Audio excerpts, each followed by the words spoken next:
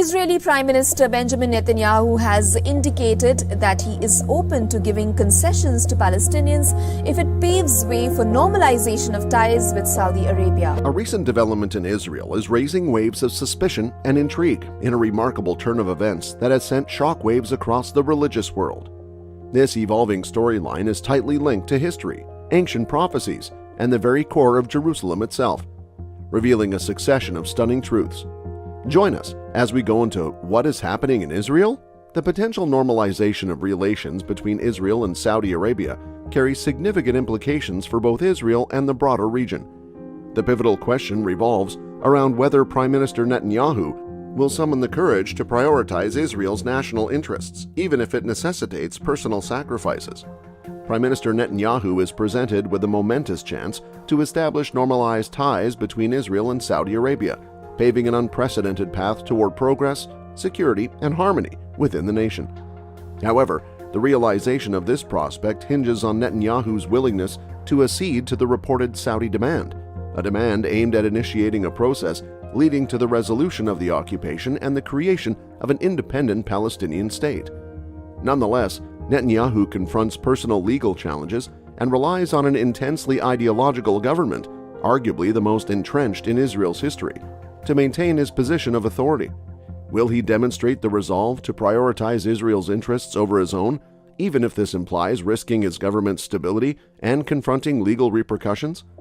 Alternatively, he could opt to forego this historic opportunity by persisting in policies that could erode Israel's democratic foundations, transitioning it into an autocracy.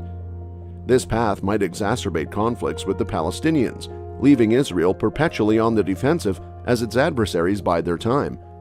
Saudi Arabia holds the de facto leadership position among Arab states and stands as a representative of Sunni Islam.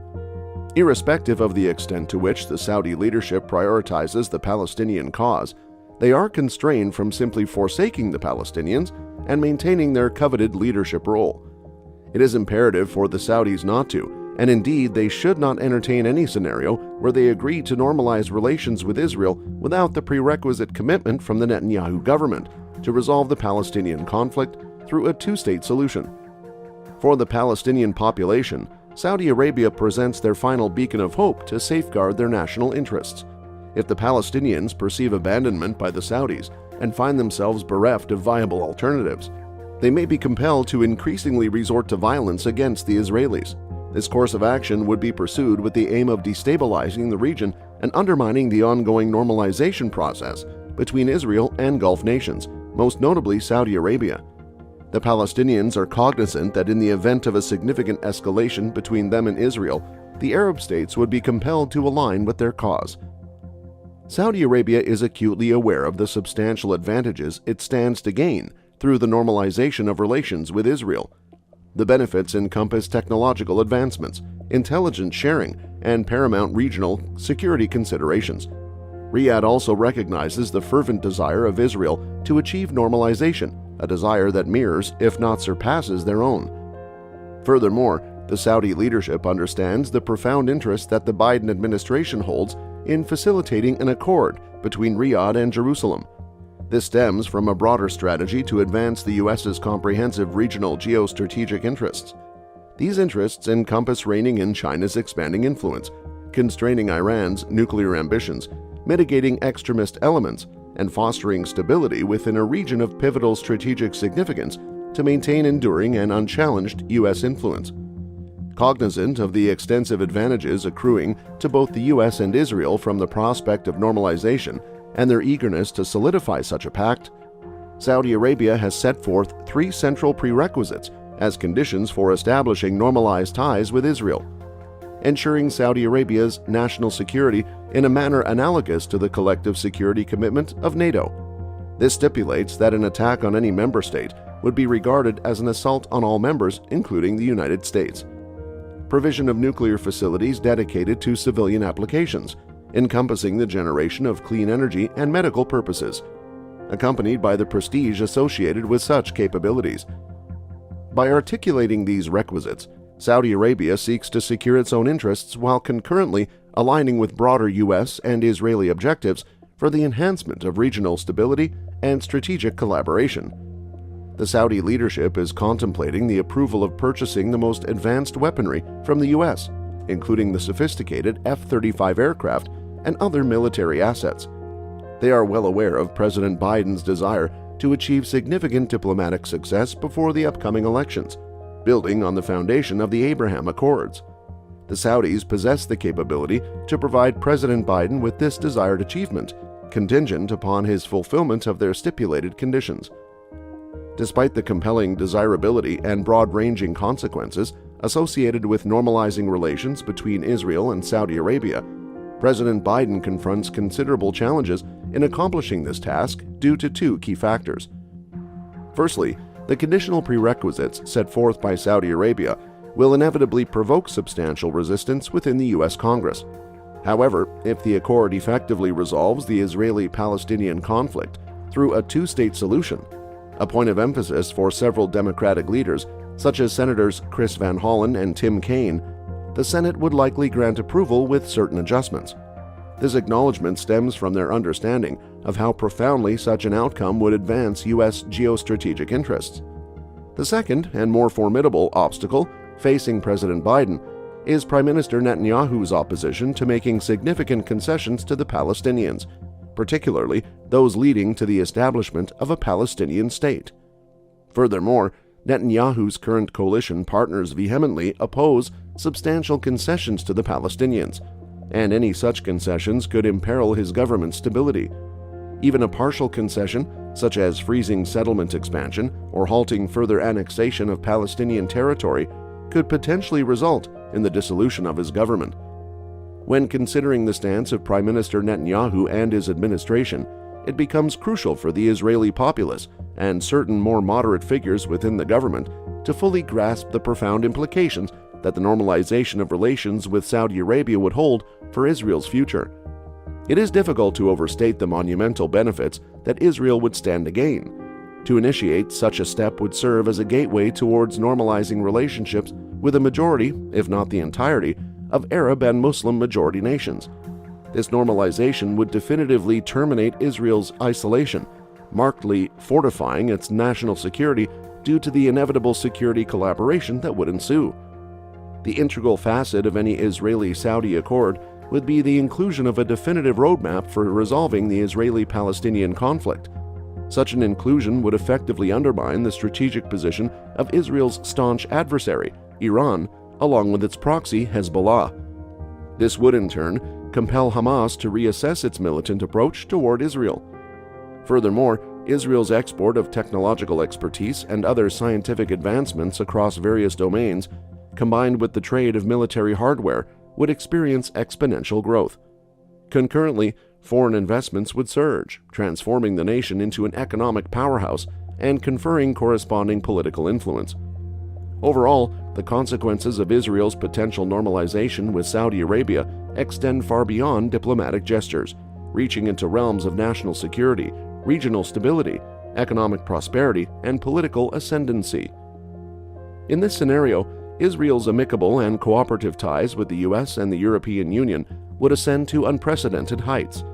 This elevation would markedly reinforce their shared regional geostrategic objectives and effectively diminish any potential discord in policy or strategy when addressing regional conflicts. Consequently, putting an end to the occupation would serve to reinstate Israel's ethical foundation. It would also work towards mitigating the toxic animosity existing between Israel and the Palestinian territories. Additionally, it would restore the honor and ethical integrity of the Israeli military, with a paramount outcome being the cessation of the dehumanization endured by Palestinians living under occupation. If an agreement were to be reached, given the intricate complexities of the Israeli-Palestinian issues, Saudi Arabia and the U.S. should collaboratively construct a comprehensive roadmap and a defined timeline for executing the various facets of the agreement. Close monitoring of progress would be essential to ensure that both sides are wholeheartedly adhering to the stipulated provisions. Furthermore, the Israeli-Palestinian peace accord ought to be solidified within a formal treaty between the two parties. This treaty should possess the binding power to transcend changes in leadership and government on both sides, thereby providing enduring commitment. To reinforce this commitment, the treaty could be fortified by the endorsement of both the U.S. and Saudi Arabia, thus providing a multifaceted guarantee for the fulfillment of its provisions. Since, in a recent interview released on Monday, Prime Minister Benjamin Netanyahu signaled a willingness to make concessions to the Palestinians in order to facilitate a normalization deal with Saudi Arabia.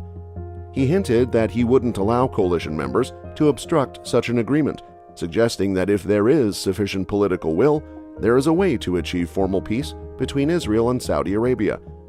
Netanyahu's statements echoed those of Foreign Minister Eli Cohen, who emphasized that the Palestinian issue should not stand in the way of peace, pointing to the Abraham Accords as an example of this approach.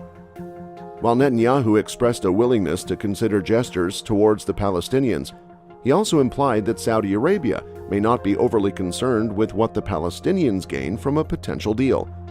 He characterized the Palestinian question as a frequent checkbox in international discussions, indicating that it might not be as central to Saudi considerations as it is often assumed. He noted that conversations about the Palestinians occur behind closed doors less frequently than believed. The U.S. has been actively promoting an Israeli-Saudi normalization deal driven by its perceived benefits for U.S. national security interests. In the face of shifting U.S. attention towards the Asia-Pacific region and Russia, Saudi Arabia and other pro-Western Gulf states have sought to bolster relations with Iran and China. A potential deal between Israel and Saudi Arabia could involve substantial Saudi aid to Palestinian institutions in the West Bank, a reduction in ties with China, and efforts to end the conflict in Yemen. Addressing concerns about a Palestinian state's nature, Netanyahu emphasized that he supports granting Palestinians the power to govern themselves, but not the power to threaten Israel. He warned that otherwise, the proposed state could become under the influence of Iran. Amidst these discussions, Netanyahu expressed optimism about the prospects of an Israel-Saudi agreement, envisioning an economic corridor of energy, transport, and communications stretching from Asia through Israel and the Arabian Peninsula to Europe. He vowed that such a pivotal historical development would come to fruition, regardless of whether formal peace is achieved. Netanyahu's interview offered insights into the delicate diplomatic discussions taking place, shedding light on the complex dynamics between Israel and Saudi Arabia and their respective priorities. While the path forward remains uncertain, the possibility of a normalization agreement between these two countries could reshape the geopolitical landscape of the Middle East, potentially ushering in a new era of relations and cooperation in the region. Israel, which is located in the Middle East, has borders with Egypt, Gaza, Jordan, Lebanon, Syria, and the West Bank. Although Israel is endowed with important natural resources such as potash, copper, phosphate rock, magnesium bromide, and clay, as well as abundant resources such as sand, natural gas, and timber, it also faces problems from sandstorms, droughts, and frequent earthquakes. The origins of Israel's existence are inextricably linked to religious and historical myths. In ancient times, Abraham, Isaac, and Jacob, later renamed Israel, were the forefathers of the Jewish people. Their forefathers came from Canaan, which is now Israel. The 12 sons of Jacob became the leaders of 12 tribes, laying the groundwork for the Jewish people. Following a period of exile in Egypt, the prophet Moses led the Israelites to freedom, resulting in the formation of a single country with a shared language and culture. This signified the start of a history shaped by their ancestors. There are 3 major religions in Israel: Judaism, Christianity, and Islam. Jerusalem, the capital of Israel, carries great religious significance for each of these religions. Jerusalem is the city of their forefathers, Jews, and it is inextricably linked to their historical and spiritual identities. Christians regard Jerusalem as the location of Jesus Christ's birth, life, and death. Muslims, too, revere Jerusalem as the site from whence the Prophet Muhammad rose to heaven. While various religious communities coexist in Israel, they frequently live in separate neighborhoods, which fosters a sense of distinct identity. The city's demographics reflect the city's religious variety, with Jews forming the majority, followed by Muslims and Christians. However, this coexistence does not eradicate the disparities and conflicts that can occur between various religious communities. Many Jews have a strong desire to reconstruct the temple in Jerusalem, which is strongly founded in their faith. The planning for this massive construction began in 1987. Orthodox Jews, emphasizing the temple's spiritual significance, have resurrected the Sanhedrin, to oversee legal affairs and guarantee that the reconstruction process complies with divine specifications. Secular Jews, influenced by a diaspora attitude, tend to read ancient prophecies more metaphorically. The fate of Jerusalem and the rebuilding of the temple remain hotly debated topics, combining ancient predictions with present geopolitics. The world is watching Israel as it navigates these complicated dynamics, with each step having ramifications not just for the nation, but also for the intricate interplay of religious, historical, and political forces that intersect in this ancient city. That's all for today. Hope you find it informative. For more updates like these, hit that subscribe button and ring the notification bell so you never miss anything. Stay tuned until next time.